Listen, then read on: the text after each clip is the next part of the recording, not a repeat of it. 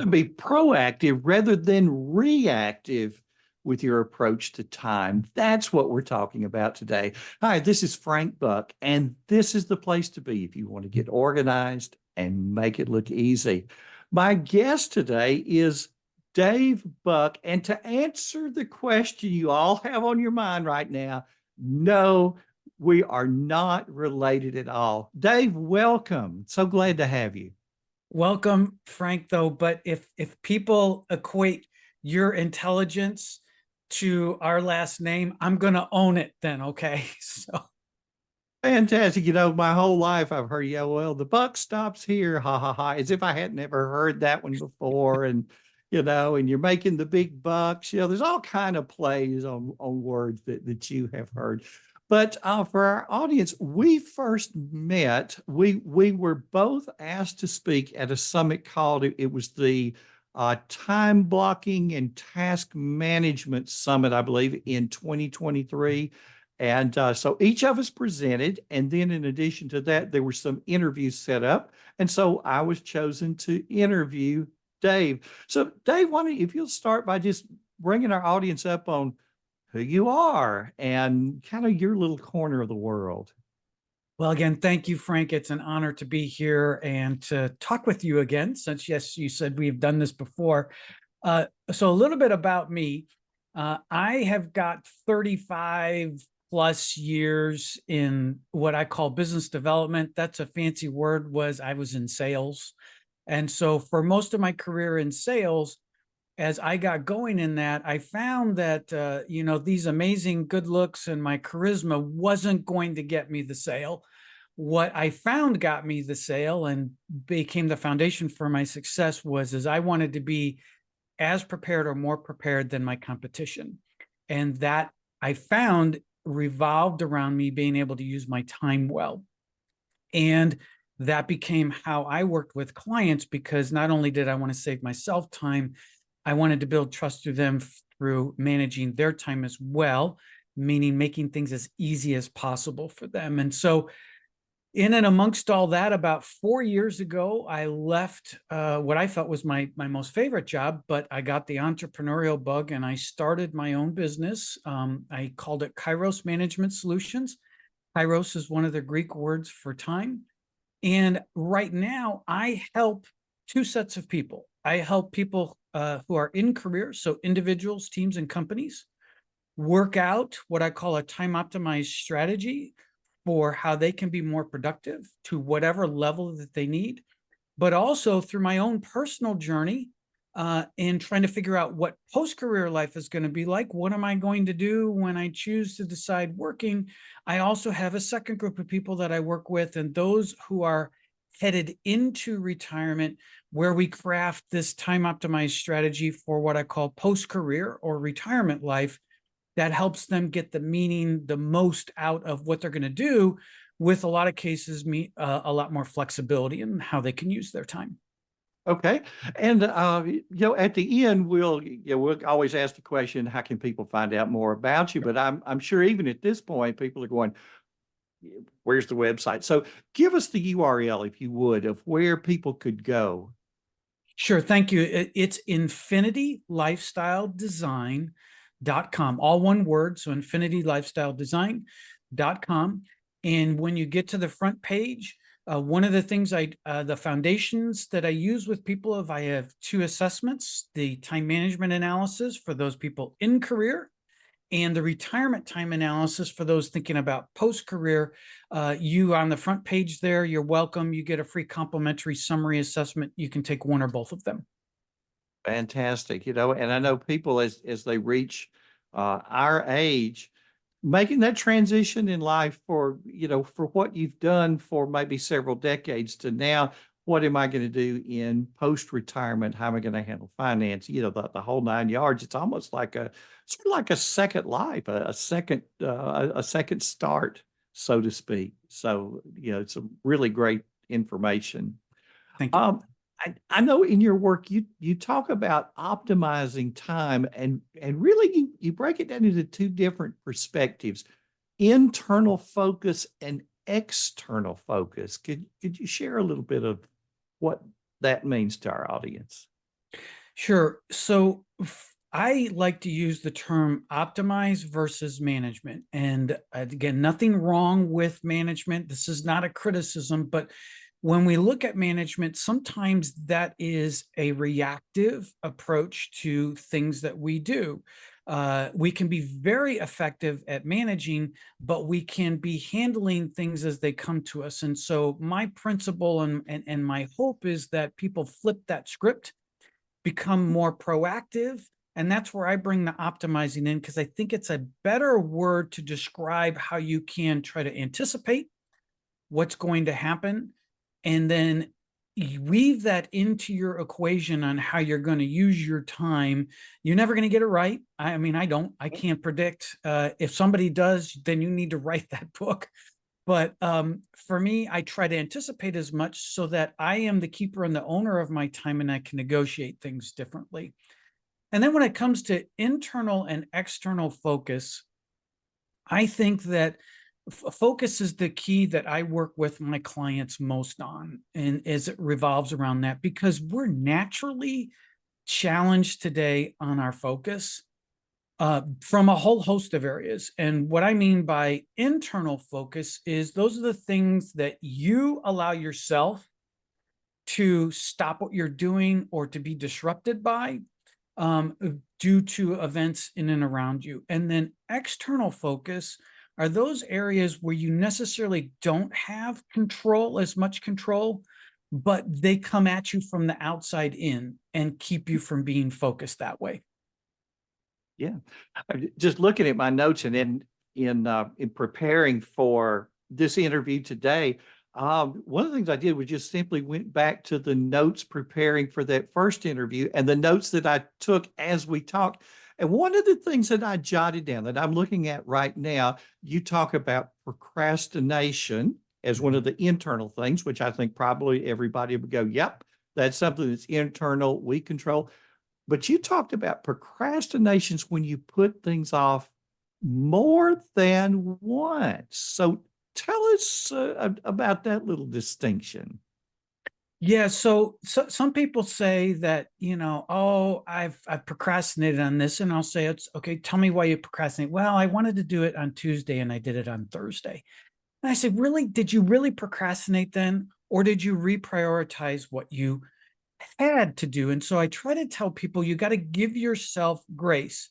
Now, if you find yourself, hey, I plan to do this on Tuesday, and then you say, I'm going to do it on Thursday, and then you don't do it on Thursday, and then you continue to find yourself delaying or pushing it out, what happens at that point is, even if it's a B or C level priority, if you want to use an ABC metric, you find that C level priority, when you continue to delay, then becomes an A level priority that you're scrambling. And so to me, that procrastination is, you also know that by delaying this, it's going to cause you harm in the future, but you continue to do it. And it just compounds. And at that point, I say, you got to stop and establish a plan around how you're going to complete that task level. Sounds good. Sounds good. I also jotted down, I put defined goals. Of course, we all have goals, and we always, you got to set yourselves some goals, achieve your goals, but defined goals, how is that different? And where do people fall short? So typically, and I found this a lot in business, is it's in individual, but also in team dynamics, is we make a statement. So for example, you're looking at my room behind me. If I make the statement that I'm going to paint my room, okay, that's a goal, but I can leave it there. But there's a lot of elements I have to do before I achieve that goal of painting my room. I got to understand the color that I want to paint it. I've got to get the right supplies that I need to do. I need to pick the type of paint that I want to have. I need to understand the allocation of the time that it's going to take to complete that activity. And so defined goals to me are adding all the elements into there. Instead of it just being necessarily a generalized purpose statement, a goal to me has to have all the elements behind it that achieves it in the time that you want to get it done. Sounds great. Yeah, so many people they have something on their list and it just rides and it rides and it rides and it's something like, paint the room. Okay, well, why has that been on your list for 6 months? Well, I just don't know what color. Okay, well, what could help you decide what color? You know, well, I've got a friend who's an artist who's so good at these things. I probably need to get him to just come over and give me a suggestion. Okay, how could you make that happen? Well, I could call him on the phone. Okay, do you have his phone number? Yeah, I have his phone number. Okay, why don't you call him on the phone right now and ask him to come over? Yeah, and the next thing you know, it's the next day you have your paint color, and then bam, things just get rolling. So it's amazing when people just don't stop to determine what is that thing that's next. They don't do the thinking. Um, and of course, that's why there's such a need for people like you and I, because we're the ones that say, all right, let's break this down. What's the very next thing you need to do about this? And then why is this one hanging around? And then you also talked about, those the external focus and the external things that keep you from being productive. What are some of those? So the first natural thing is an external challenge is interruptions. And again, I distinguish interruptions and distractions. Distractions to me are the internal things that you allow yourself to be disrupted by. The interruptions are a little bit more difficult because those are people coming from the outside, typically people who need your time or want your time. And you then have to decide at that point, if you haven't already, and many people don't because they haven't planned their days out with enough detail, lack the ability to negotiate that interruption or even stop it. And so, because we have that natural inclination to want to serve, most of us do, we then try to say, we stop what we're doing to address that interruption and then try to come back to what we're doing. And to me, it's more, again, the optimization, the proactive nature of it is because you know where your day is planned. Typically, what I will do if someone wants to interrupt me, I'll say, hey, listen, on a scale of 1 to 10, 1 being it's really not a priority, 10, it's a zombie apocalypse and you need me immediately, give me somewhere in between. And you'll find they'll realize it can wait. And then you can negotiate a future time frame that's beneficial to both of you. Yeah. How do you teach other people how to adopt that kind of thing? I think, again, it starts back to you owning the calendar, not the calendar owning you. I work with clients all the time that one of the first things I ask them to do is open up your calendar and let me see your calendar. And typically I see a calendar populated with a variety of blocks in it with a ton of blank or white space behind it.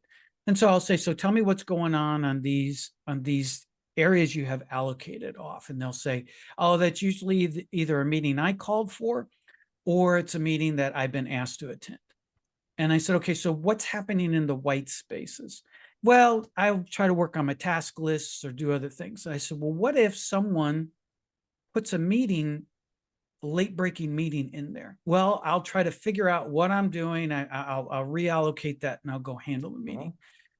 And I push and I teach that you need to fill every single hour of that calendar. It doesn't have to be down to the granular detail, but it has to say, you know what, from 2 to 4, I've got this project I want to work on.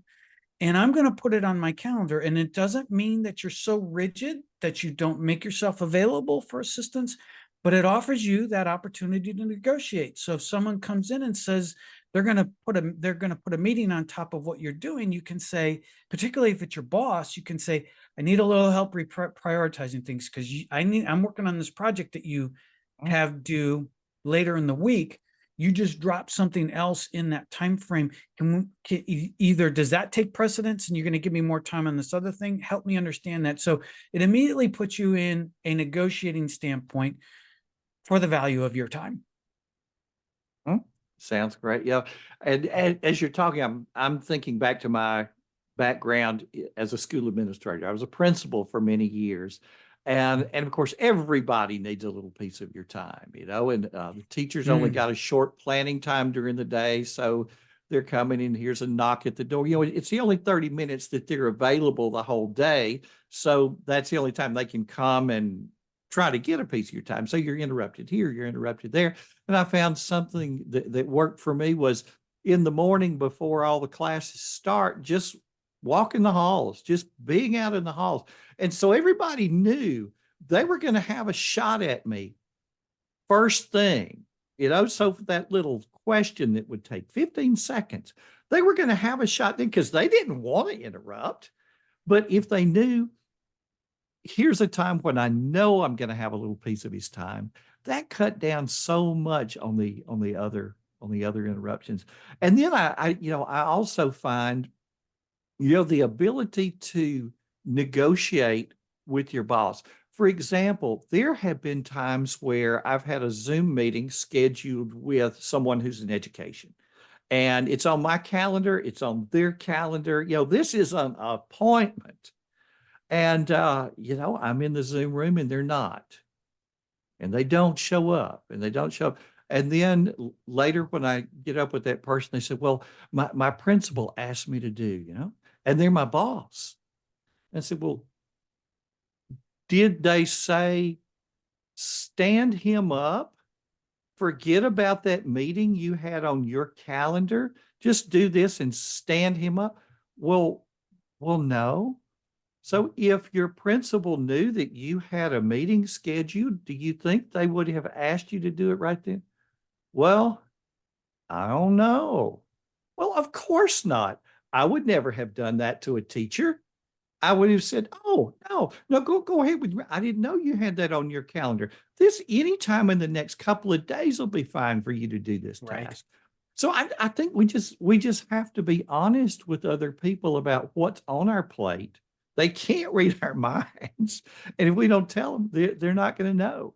And I know in my notes, saying no, but it is a part of your vernacular. Yes, because the other element of external challenges is the idea of your ability to decline or to say no. And in many cases, again, how we're wired is we don't want to do that. We don't want to come across as rude, not being a team player. That's where, to me, it's the no, but. And really, it's about not directly saying no to them. It's helping them understand what you're doing as a means to, again, negotiate whether that is a valid, for you to stop what you're doing is a valid thing for you to do at that point to address their need. Because again, external challenges are usually someone else's need of which they are looking to you to help solve that need. And you may be the one to only be able to do that. But at the same time, it's okay if you want to try to challenge back to them. To your point, when you tell people what your situation is, I have found the vast majority of the time, the other person's like, oh, okay, well, let's rechange, let's figure out something that works well for you. But if they don't know that, they want to solve their need.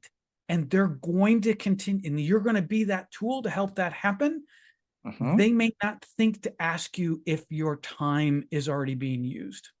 Yeah, absolutely. And one thing I tell people all the time, that people tend to do the easiest thing. And so if they have a problem, and if the easiest thing is come and knock on your door right then and hand that problem off to you to solve, they will do that. But if they find that because of the reaction that they get, that, I'm involved in this right now. Can you come back and can we meet at 3 o'clock? Or, what have you done to try and solve this problem before coming to me?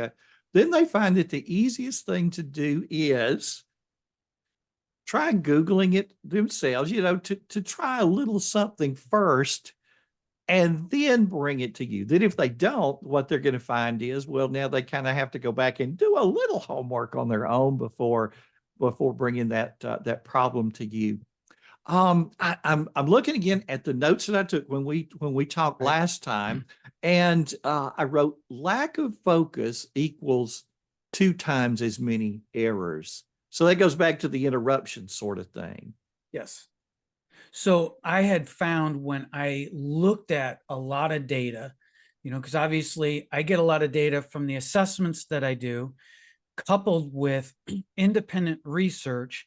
And you just look at when someone is working in something diligently. So we're at something.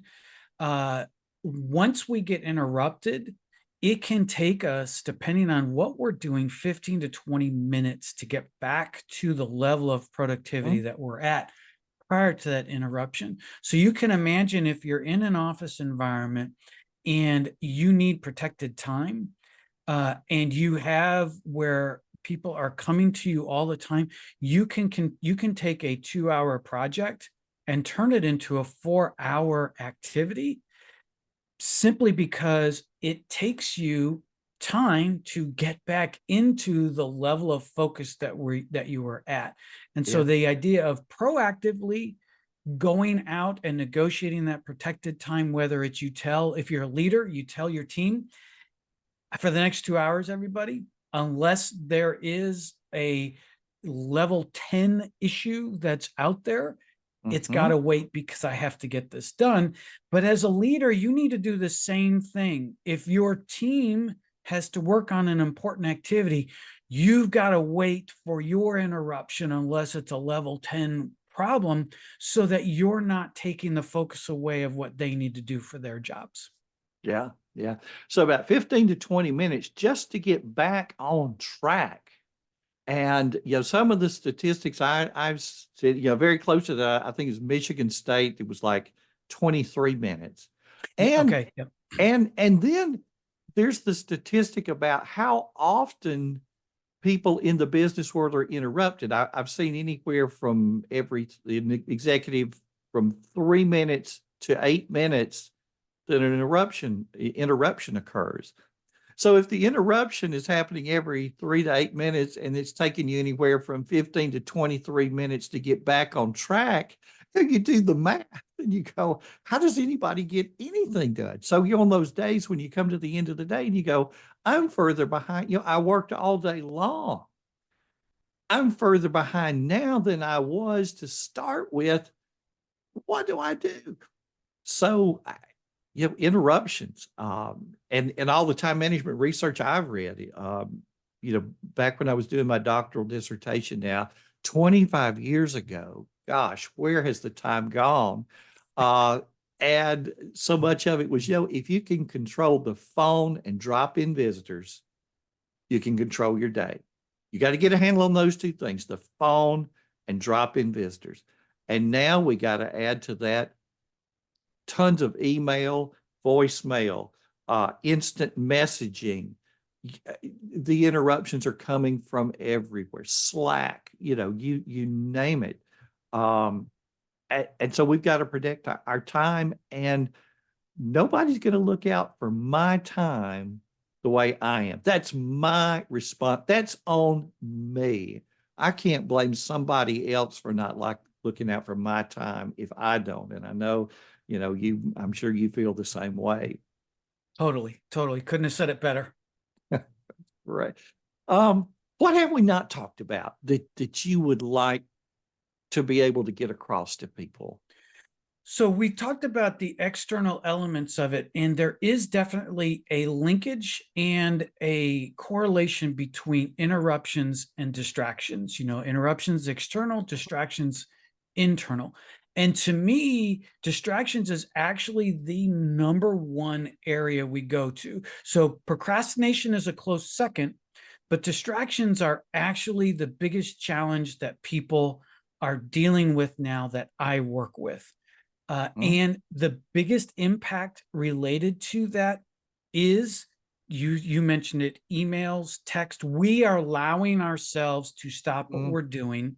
Social media is designed to distract us. It is designed to pull us away from what we're doing. And they do And a great job, don't they? apps, it is, and distractions for me is my biggest time optimized opportunity. It still is. I will allow myself to be distracted. So I have to do things like quarantine my phone or tablet if I need to do focused work. I need to shut off all computer notifications so I don't see that email come in and go, oh, I can go answer that. I put a zone of almost digital silence around me to be able to focus what I want to do. And so I really push people to say, if you can control distractions, you will find other elements of your time management come into play for improvement.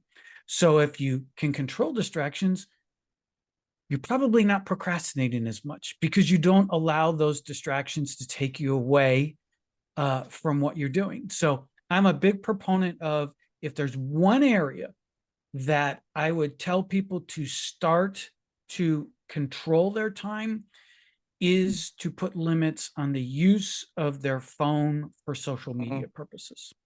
Amen. And so you're not having to change anybody else's behavior, your boss's behavior, your spouse's behavior, your children's behavior. That's your own behavior. That's all you got to do. And as much as I'm in the time management world, I find that when I go to YouTube for the specific purpose of, say, going to my own channel to look at a particular portion of one of my videos, or to grab a particular link, something that is productive. And I click, and there I am on YouTube. And before you know it, it's, well, now this looks interesting.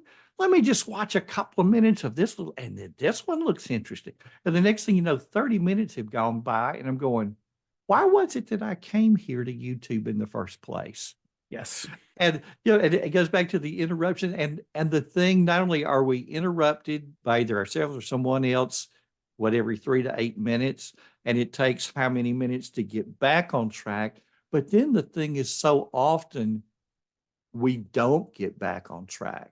That we've had this interruption, and now, gosh, it's 15 minutes to that next meeting. I don't have time to get back on this. And then it's, well, I got to get going. Well, it's, lunch is coming up. I'll get on it right after lunch. And then it's tomorrow, and it's tomorrow. And when people say, how does a project wind up being a year late? One day at a time. One day at a time. Going back to that incremental we talked about, if you just did just a little bit during that time frame, you'd see progress, you'd feel better, and Mhm. it wouldn't be a year later you're scratching your head going, wow, is this even relevant anymore? Because so much can change in a year. Oh yeah. Like, one of the things on my plate right now that I'm really, I think it's a noble thing is, um, one, again, going back to my own background, before I was a principal, I was a band director. And being a little older now, I've kind of gotten caught up in, the history of bands in our state. And one of the things on my plate is to set up interviews like a Zoom with 14 different people who are a member of a particular honorary organization. Can you imagine scheduling these interviews with people who are all really older than I am? I was kind of the kid when some of these people were in their heyday, and all of it would be enough to really say, I don't have time for that. But when I sat down to break it down, it was, well, first, I need to just send an email to each of them. Do I have their email addresses? Yes or no? And if not, Here's a directory where they all are. And then I probably want to call them and just say, here are the kind of things we're talking about. Let's put a time on our calendars. They're not going to understand Calendly. That's long past it. So, well, gosh, do I have their phone numbers? Let me go look those up. That's doable. And then so it comes down to I've got phone numbers in front of me. I've got a phone right there on my desk. I can just now, I could crank through two of them right now, even if it's 5 minutes to lunch. So, breaking those things down, making it doable. Um, and the thing is, this stuff is so easy, for folks like you and I who have at some point in our lives. And Dave, let me ask you this. At what point did the light bulb come on for you? I think you talked about the job where you were sort of, it was getting the promotion versus not getting the promotion, that something had to change.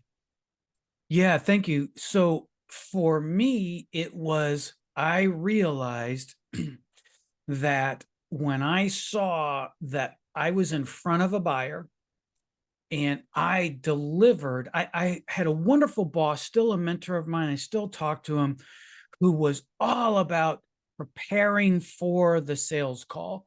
And he Mhm. would run me through scenarios, and I would be like, this is driving me crazy. They're never going to ask this question. They asked the question. And I Mhm. found that by being prepared, I didn't have to go back and say, let me get back to you on that and get you an answer. But when I walked in, people might say over prepared, I was ready to solve that problem at the moment. I'm like, wow, if I can, through investing time on the front end, save myself a whole bunch of time on the back end Mhm. and solve the need of my client or customer, that's going to be in a good position to have repeat Yeah. business. And so to me, it Mhm. was, I have to be prepared and I have to see where I'm going to save them and me time. Absolutely. Yeah. And this was something that you could do. You weren't the victim, you know, you had the power to make a change. And for me, because I'm sure you get the question all the time. Yeah, Frank, were you always organized, so forth. And it's like, well, to a certain extent, but for me, it was like senior year of high school. Up to that point, my homework, I can remember my homework. I can do my homework during study hall. Never have to take home a book. And then senior year, there was just more going on. And it was like, folding up a piece of paper and just kind of sticking it in a textbook and just hope, just remembering what this isn't working quite the way it used to work. And I'm going to have everything I need to do in some kind of system. And so for me, it was an index card in my pocket. On the front of it was, here's what I've got going on today. And on the back of it was anything that came up. What's my homework for tonight? Jot it on the back of the card. Somebody gives you a phone number, jot it on the back of the card. And then when I got home, I had one job: take care of the index card. That was it. One job. And then, so, when I get out into the world of being a junior high band director, and oh my gosh, Dave, you wouldn't believe how many little bitty tasks are involved with something as simple as putting on a junior high band concert. But once you did it once, you had it down. So all those repeating tasks and just having it in a system just makes it so, so much easier. That index program, for anyone listening today, that index card, you can do that today. What I Yeah. really like about that, Frank, is one of the things when I present, typically in front of either business leaders or I'm doing a presentation to clients, is I always have something to write something down with. Or Mhm. if I have someone with me, I have a scribe, so to speak, who Yes. will write it down for me, because nothing brings credibility and says that the other person is important when you pull out an index card and say, you know what, let me jot that down and Uh-huh. get that, because immediately the other person on the other side says, they care about my time. They It care was about me. important. Yeah, Yes. it was important. And we've been talking so much about interruptions, and what I find is, when you're kind of go to another story, I'm the new principal, so the teacher, what's this new guy all about? Well, at that time I was using a day timer. This was late 90s, so this was before going to electronic. So I had my day timer, and it was in my hand all the time. You saw me, you saw that book. And so when there was some, I was always opening the book. So they're talking to me and I'm jotting things down. And they were like, what's he writing in that little book? But they started noticing that whatever got written down in that book, it was getting done. And so one of the best professional development sessions we had, the school system says, okay, the kids are at home a week from Friday. You've got to plan something for your staff. And usually it's something boring that doesn't apply to half of. And so we just did a session on, let me show you about the little book. And Daytimer actually sent me little samples that I could pass out to everybody where they could use it like free for several months. And most of them wound up, then becoming subscribers. And it was like, this is so easy. Just in the moment, you write it down, you close the book. Now you don't have to remember this anymore. Right. And then later, you go back and you look at what you wrote and you kind of, hone what the to-dos are that came out of that. Write it on the days you need to do it, and then you just work your plan. And it's easy, and what's easy gets done. So we just got to make this easy. Got to have a system. No, and I chuckled today because people ask me, so what tools and apps do you use? What are some technology that you use? And I am on exclusively electronic with my calendar and my tasks. I no longer have either a Franklin planner, a day timer, or anything like that. Though I don't criticize people who still do it, because to me, everything's customized on what works well for you. But I just feel you already have 99% of us already have an electronic calendar and electronic tasks. And if you get to use and know both of those well inside and out, whether you use Outlook, Gmail, Yahoo, whatever, they all come with an electronic calendar and tasks. If you learn to do both of those well, you will optimize your time. You'll be proactive. You'll be doing all that stuff. But unfortunately, a lot of people don't. So that's why there's a need for you and I, Frank. Absolutely. It's, I can remember that. I can remember that. And then after you've got three things, well, you've now forgotten two of them. And yeah, what tool? Well, if you look at me, my 17-year-old self, when there was something to remember, I pulled out of my pocket an index card and wrote it on the back. My 64-year-old self, I'd pull out my phone about the same size, hit one button, speak the task. It goes back in my pocket, just like the index card went back in my pocket. And then later in the day, we look at what we added to the list, decide when we want to do it, how to clean it up. The phone, it's just like the index card. Yep. Same system, different tools. Tools change, but there's some basic principles that remain the same, and they're easy and they are free for the taking. That is so true. Dave, this has been such a pleasure. And, I could talk to you all day. Same here. This is, we're both so passionate about what has made a difference for us and what can make a difference for everyone else. So remind us one more time, how do people find out more about Dave Buck and his work? So just visit infinitylifestyledesign.com. And once you get on the first page, you'll see if you're in career and you're trying to figure out how do I be more productive while I'm in my career, or you're a leader and you're figure out how to help my team be more productive, you'll see that part. And then if you're in more towards our age group and you're thinking about what do I do to have a meaningful time active life in retirement or post career, there's a way for you to go down that road as well. And so you can address either one or both, depending on where you are at in life. Fantastic. Dave Buck, thank you so much for being my guest today.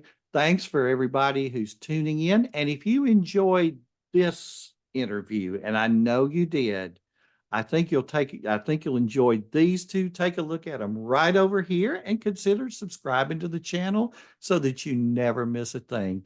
This has been Frank Buck helping you get organized and make it look easy.